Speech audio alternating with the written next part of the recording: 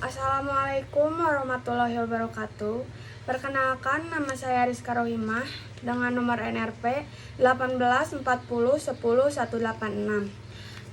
Di sini saya akan menjawab pertanyaan yang ditugaskan dari mata kuliah komunikasi bisnis. Pertanyaan pertama yaitu, apakah mengerti dan paham komunikasi dipandang dari berbagai dimensi, di mana ada 3 hal pokok terbentuknya komunikasi?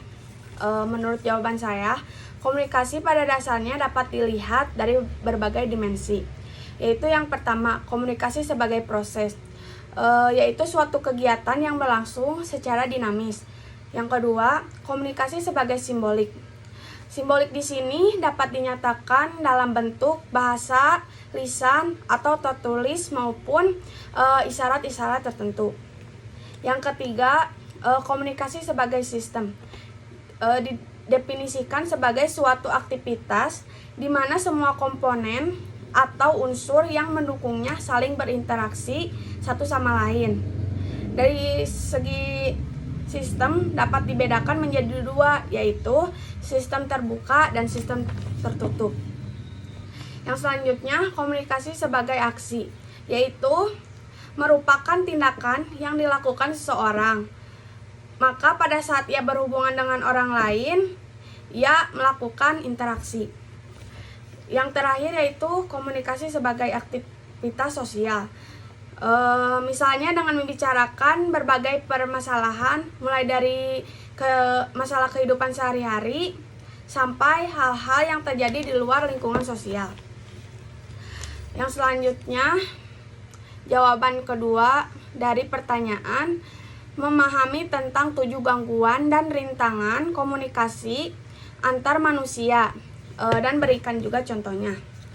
Menurut jawaban saya, yang pertama ada gangguan teknis, yaitu terjadi jika salah satu alat yang digunakan dalam berkomunikasi mengalami gangguan.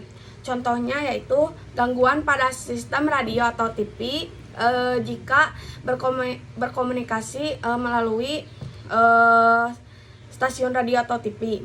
Yang kedua ada jaringan telepon. Jika komunikasi dilakukan melalui telepon, bisa saja jaringannya terputus-putus atau sinyalnya jelek. Yang kedua ada gangguan semantik, ialah gangguan komunikasi yang disebabkan karena kesalahan pada bahasa yang digunakan. Contohnya yaitu kata-kata yang digunakan terlalu banyak memakai jargon bahasa asing sehingga sulit dimengerti oleh halayak. Misalnya seperti jaim yang sebenarnya itu jaga image. Terus masih banyak lagi seperti mager yang artinya malas gerak. Yang ketiga ada rintangan psikologis, yaitu terjadi karena adanya gangguan yang disebabkan oleh persoalan dalam diri individu. Contohnya yaitu rasa curiga penerima kepada sumber. Yang keempat yaitu ada rintangan fisik, ialah rintangan yang disebabkan karena gangguan geografis.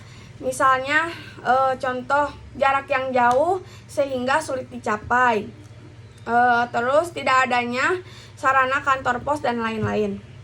Yang kelima yaitu rintangan status, ialah rintangan yang disebabkan karena jarak sosial di antara peserta komunikasi. Contohnya perbedaan status antara senior dan junior, atasan dan bawahan. Yang keenam ada rintangan kerangka berpikir, ialah rintangan yang disebabkan adanya perbedaan persepsi antara komunikator dan halayak terhadap pesan yang digunakan dalam berkomunikasi. Contohnya disebabkan karena latar belakang pengalaman dan pendidikan berbeda. Dan yang terakhir yang ketujuh, rintangan budaya, ialah rintangan yang terjadi disebabkan karena adanya norma, kebiasaan dan nilai-nilai yang dianut oleh pihak-pihak yang terlibat dalam komunikasi. Contohnya seperti bahasa, agama, dan kebiasaan lainnya. Sekian jawaban menurut saya. Mohon maaf bila ada kesalahan. Wassalamualaikum warahmatullahi wabarakatuh.